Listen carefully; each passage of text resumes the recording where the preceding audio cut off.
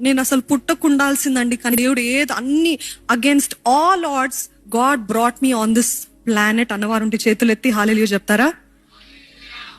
నేను అసలు బ్రతకకుండాల్సింది, నేను అసలు ఈ రోజు జీవించుచున్నదే ఒక మిరకిల్ అని చాలా మంది చెప్పగలుగుతారు. ఎందుకు ఆ మిరకిల్ తెలుసా అండి? దేవుని ప్రణాళిక మీ ఎడల ఇంకా ముగిసిపోలేదు. Amen. God's plan is not done with you yet. That is why ఎన్ని అపాయాలైనా, ఎన్ని కీడ్లైనా, ఎన్ని తెగుళ్ళైనా, ఎన్నిసార్లు మీరే అండి చేతులు ఎత్తేసి ఇంకా నా వల్ల అవ్వదు, నేను ఇంకొక రోజు బ్రతకను, I do not want to see another day, నేను చచ్చిపోతాను నాకొద్దు అనుకున్న పరిస్థితిలో దేవుడు జోక్యము చేసుకొని, దేవుడు లేవనెత్తి నీ ఎడల నా ప్రణాళిక ముగించలేదు అని చెప్పాడు. అది ఎక్స్టర్నల్ సర్కమ్స్టాన్సెస్ బట్టి మిమ్మల్ని గ్రహింపులోనికి రానివ్వడు. ఏంటి ఎక్స్టర్నల్ సర్కమ్స్టాన్సెస్? మనుషుల మాటలు, మనుషుల తలంపులు, మనుషుల క్రియలు, లేకపోతే మీ సొంత మాటలు, మీ సొంత మనసులోని తలంపులు బట్టి ఏం చెప్తారు తెలుసా?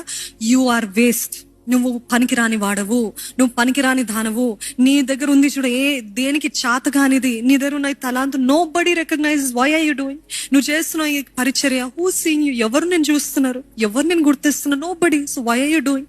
ఎందుకు చేస్తున్నావు? ఎవరి కోసం చేస్తున్నావు? ఎందుకు నీ జీవితం అంతా వేస్ట్ చేస్తున్నావు అని ఇటువంటి మాటలు చెప్తూ ఉంటాడండి.